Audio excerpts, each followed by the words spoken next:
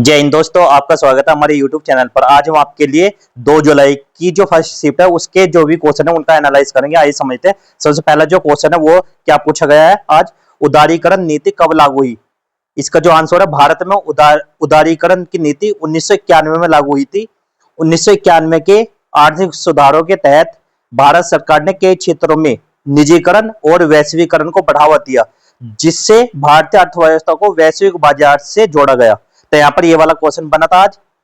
इससे अगला क्वेश्चन है, राष्ट्रीय खेल दिवस कब मनाया जाता है। भारत में राष्ट्रीय खेल दिवस 29 अगस्त को मनाया जाता है। यह दिन हॉकी के महान खिलाड़ी मेजर ध्यानचंद की जयंती के उपलक्ष्य में मनाया जाता है। इससे अगला क्वेश्चन हमारा, भारतीय सेना का प्रमुख शाखा कौन सी है। भारतीय सेना की प्रमुख शाखा भारतीय थल सेना या इंडियन आर्मी है। यह भारतीय सशस्त्र बलों का सबसे बड़ा अंग है और भूमि आधारित सैन्य अभियानों के लिए जिम्मेदार है। इससे अगला क्वेश्चन है, दुधवा राष्ट्रीय उद्यान कहां पर है। दुधवा राष्ट्रीय उद्यान उत्तर प्रदेश के लखीमपुर खीरी जिले में स्थित है। यह भारत नेपाल सीमा के पास तराई क्षेत्र में स्थित है और बाघों और गैंडों के लिए प्रसिद्ध है। दुधवा राष्ट्रीय उद्यान उत्तर प्रदेश के लखीमपुर खीरी जिले में स्थित है, जो भारत नेपाल सीमा के पास है। यह उद्यान 490 वर्ग किलोमीटर के क्षेत्र में फैला हुआ है और बाघों और गैंडों के लिए प्रसिद्ध है। दुधवा राष्ट्रीय उद्यान तराई क्षेत्र में स्थित है, जो भारत के सबसे समृद्ध जैव विविधता वाले क्षेत्रों में से एक है। और भी इसके बारे में जानकारी समझना है पर नीचे देखो। यह पार्क 1977 में स्थापित किया गया था। यह उत्तर प्रदेश का सबसे बड़ा राष्ट्रीय उद्यान है। यह बाघों, गैंडों और दलदली हिरणों, स्वैम्प डियर का घर है। दुधवा राष्ट्रीय उद्यान में किशनपुर और कन्याय घाट वन्यजीव अभ्यारण्य भी शामिल है। पार्क में घूमने का सबसे अच्छा समय नवंबर से अप्रैल तक है। इससे अगला क्वेश्चन हमारा, भारतीय संविधान का अनुच्छेद 240 क्या है। भारतीय संविधान का अनुच्छेद 240 राष्ट्रपति को कुछ केंद्र शासित प्रदेशों के लिए विनियम बनाने की शक्ति देता है। यह शक्ति विशेष रूप से उन केंद्र शासित प्रदेशों के लिए जिनके पास अपनी विधानसभा नहीं है।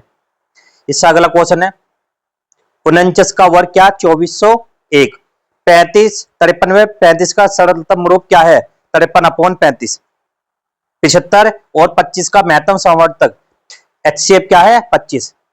देखो 49 का वर्ग कैसे निकाला गया। 49 की 49 में गुना करो, यह आ जाएगा इसका स्क्वायर 2401। ठीक है, 9 की 9 में गुना करेंगे कितना आएगा 1 81 होता है।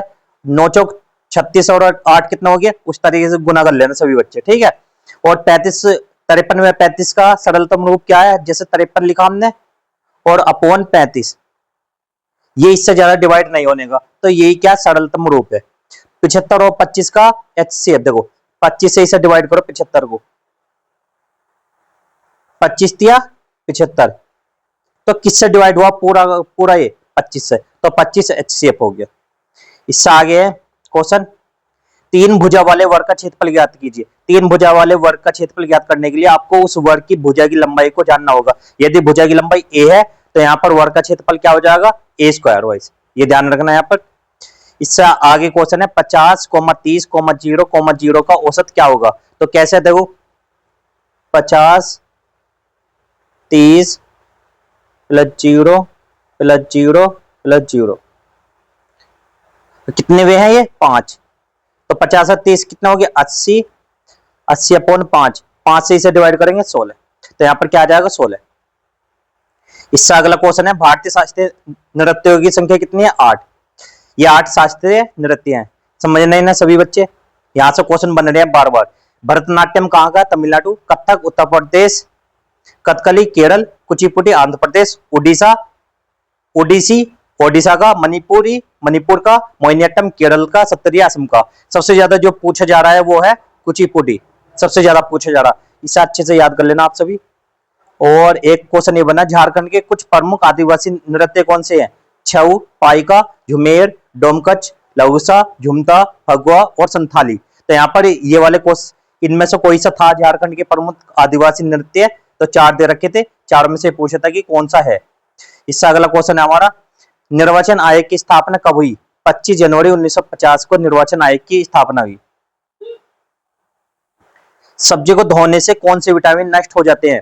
सब्जी को धोने से मुख्य रूप से विटामिन सी और विटामिन बी नष्ट हो जाते हैं क्योंकि ये पानी में घुलनशील होते हैं। जब सब्जियों को काटा जाता है तो उनका रस निकल जाता है और ये विटामिन उस रस के साथ बह जाते हैं। विटामिन सी और बी पानी में घुलनशील होते हैं, इसलिए जब आप सब्जियों को धोते हैं तो विटामिन पानी में घुलकर निकल जाते हैं। विशेष रूप से विटामिन सी और कुछ विटामिन बी पानी, गर्मी और हवा के प्रति भी। इससे अगला क्वेश्चन हमारा, राज्य संघ किस अनुच्छेद से है? भारतीय संविधान का अनुच्छेद 1। इंडिया अर्थात भारत राज्यों का संघ होगा, यह बताता है कि भारत राज्यों का एक संघ है। तो यहाँ पर यह पूछा है राज्य संघ किस अनुच्छेद से है, तो अनुच्छेद 1।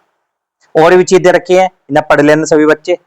और आज की वीडियो को यहीं पर समाप्त करते हैं। जो भी क्वेश्चन इस वाले शिफ्ट के बचे हैं उन्हें भी दूसरी वीडियो में अभी एनालाइज करते हैं। जय हिंद, जय भारत।